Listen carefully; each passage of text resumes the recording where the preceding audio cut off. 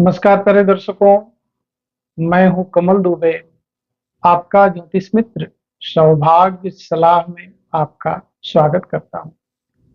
प्यारे दर्शकों, आज का हमारा विषय है वृश्चिक लग्न राशि के जातकों की कुंडली में बनने वाला राजयोग।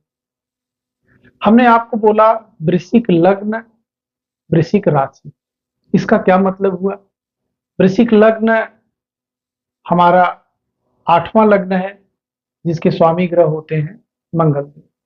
जब किसी जातक का जन्म होता है और पूरब दिशा से 8वीं राशि वृश्चिक राशि उदित होती है, तो वह जातक वृश्चिक लग्न में जन्म लेता है।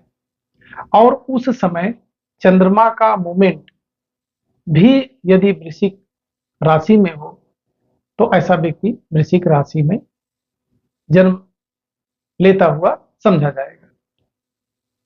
अब लग्न राशि की बात इसलिए हमने किया कि जो लोग वृश्चिक लग्न में जन्मे हैं या वृश्चिक राशि में जन्मे हैं, दोनों लोग इस वीडियो को देखें और इस राजयोग की परिभाषा को समझने की कोशिश करें।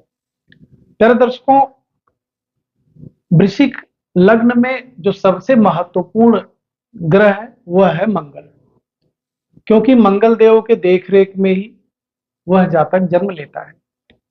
किसी भी जातक की कुंडली में मंगल देव यदि प्रथम भाव में ही आकर के विराजमान हो जाए, तो एक अत्यंत श्रेष्ठ राजयोग इसको कहा जाएगा, जिसको कहते हैं पंच महापुरुष का एक राजयोग, जिसका नाम है रोचक नामक राजयोग। ऐसा व्यक्ति बहुत ही साहसी होता है, शक्तिशाली होता है, एनर्जेटिक होता है और सरकारी महकमा में किसी बड़े पोस्ट पे जाता है, सेना पुलिस का अधिकारी बनता है, या वह कोई ऐसा कार्य करता है जिसके महत्व की वजह से पूरे देश में उसका मान सम्मान होता है।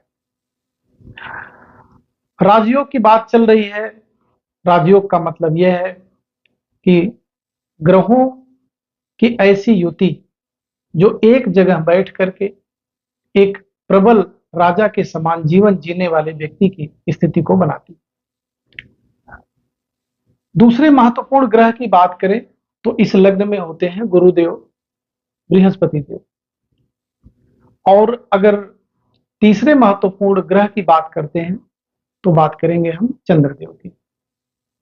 यदि मंगल देव, बृहस्पति देव और चंद्रदेव आकर के ही लग्न में विराजमान हो जाए, तीनों ग्रहों की युति हो जाए, तो ऐसा व्यक्ति प्रबल राजयोग में जन्म लेता है।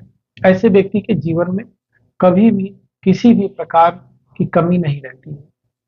समाज में उसका एक विशेष वर्चस्व होता है, समाज के लोगों में उसकी एक अलग पहचान और धाक होती है।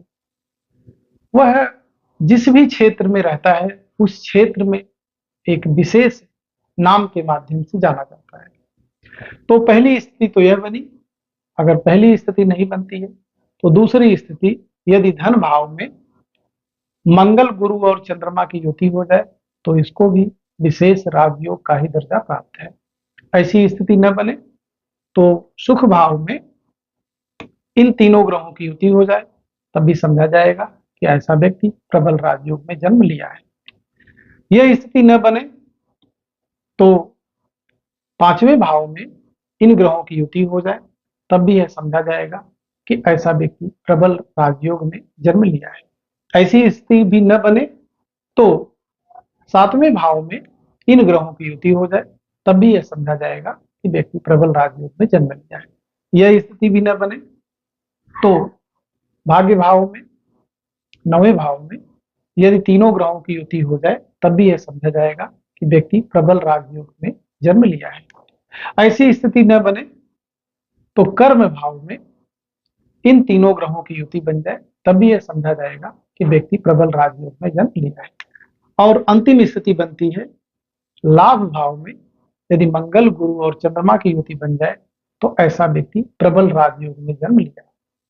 प्यारे दर्शकों, अगर ऐसी स्थिति न बने तो इन 3 ग्रहों में से किन्हीं 2 ग्रहों की युति भी यदि लग्न में दूसरे भाव में, चौथे भाव में, पांचवें भाव में, सातवें भाव में, नौवें भाव में, 10वें भाव में या 11वें भाव में बन जाए तो ऐसा व्यक्ति प्रबल राजयोग में जन्म लिया हुआ माना जाएगा।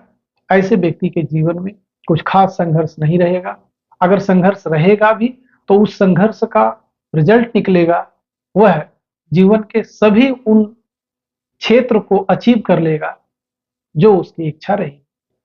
अगर ऐसी स्थिति किसी भी जातक की कुंडली में बनती है तो इस राजयोग को और प्रबल करने के लिए